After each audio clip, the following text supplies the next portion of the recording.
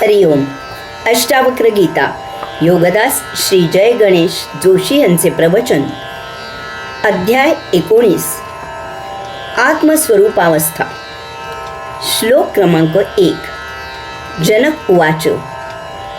तत्वविज्ञानसंदंश मादाय हृदयोदरात नानाविधपरामर्श शल्योद्धारा कृतो मया. भावार्थ. जनक म्हणाला, मी आपल्या तत्वविज्ञानरूपी सांडशीने माझ्या पोटातील आणि हृदयातील अनेक विविध प्रकारचे विकाररूपी आणि विचाररूपी बाण उखडून टाकले आहेत. भाग 1. अष्टावक्र गीतेची सुरुवात राजा जनकाने प्रश्न विचारून झाली आणि आता त्याचा समारोपही त्याच्याकडूनच होत आहे. येथे शिष्य आणि गुरु यांच्यामधील प्रश्नोत्तरे आहेत, परंतु अनेक वेळा स्वतः महान गुरु अष्टावक्र मुनींनीच अनेक प्रकारचे आणि विविध असे ज्ञान शिष्य राजा जनकाने न विचारताही आपणून दिले आहे.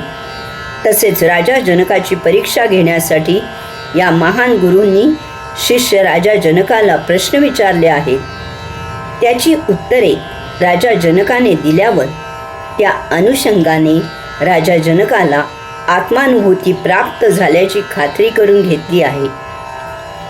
येथे एक महान गुरु आणि तितकाच महान शिष्य यांचा फार सुरेख आणि तितकाच दुर्मिळ असा महासंगम पाहायला मिळतो. अष्टावक्र मुनी सांगतात की जीवनात कैवल्यानंदासाठी केवळ जाण, ज्ञान, समज एवढे पुरेसे आहे. त्यासाठी कसल्याही विधी आणि सोपस्कारांची आवश्यकता नाही. केवळ त्या योगे आत्मस्वरूपता प्राप्त होते. आगीला स्पर्श केल्यास चटका बसतो एवढे ज्ञान पुरे आहे. त्यासाठी आगीला प्रत्यक्ष स्पर्श करून पाहण्याची गरज नाही. विष प्राशन केल्यावर मृत्यू येतो एवढे ज्ञान पुरे आहे. त्यासाठी प्रत्यक्ष विष पिऊन खात्री करून घेण्याची गरज नाही आणि तसे कोणी करतही नाही.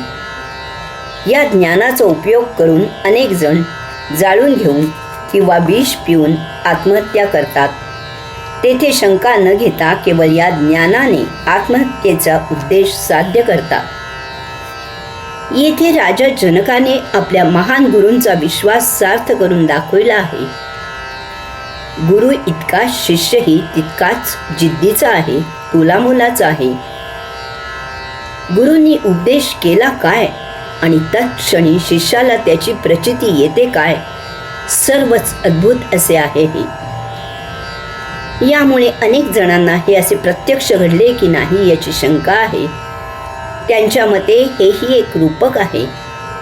ते काहीही असले तरी आपल्यासारख्या सर्वसामान्यांना एवढे समजले तरी खूप झाले की अष्टावक्र मुनींचे तत्वज्ञान आत्मसात करायला पाहिजे. त्याची प्रचिती तात्काळ येईल किंवा येणार नाही, परंतु त्या योगे आपले जीवन आनंदमय होईल इतके नक्की. आपल्याला जीवनाकडे सकारात्मक पाहायची दृष्टी मिळाली तरीही खूप झाले. त्याही पुढे या जन्मी हे तत्वज्ञान समजले तरीही खूप झाले.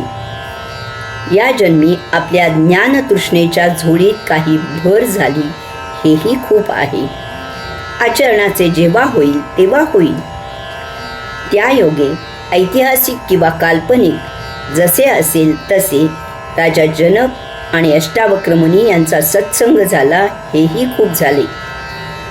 राजा जनकाने इवल्याशा बीजा इतकेच विचारले होते, परंतु महान गुरु अष्टावक्र मुनींनी हातचे काहीही राखून न ठेवता सर्व काही राजा जनकापुढे रीते केले.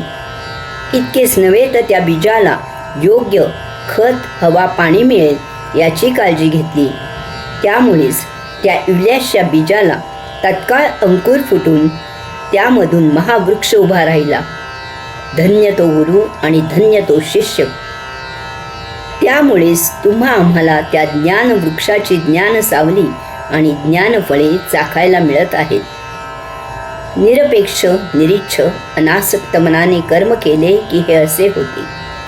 नाही तर आजकाल शिक्षणाचा, प्रवचनांचा मोबदला पाहून त्याप्रमाणे हात आखडता सोडला जातो. आता अष्टावक्र गीतेच्या शेवटच्या या 2 प्रकरणात आत्मसाक्षात्कारी आत्मज्ञानी राजा जनकाने आपल्या महान गुरूंना निरोपाचे जे निवेदन केले आहे तेही मोठे मोलाचे आहे, अभ्यास करण्यासारखे आहे. हरिओम.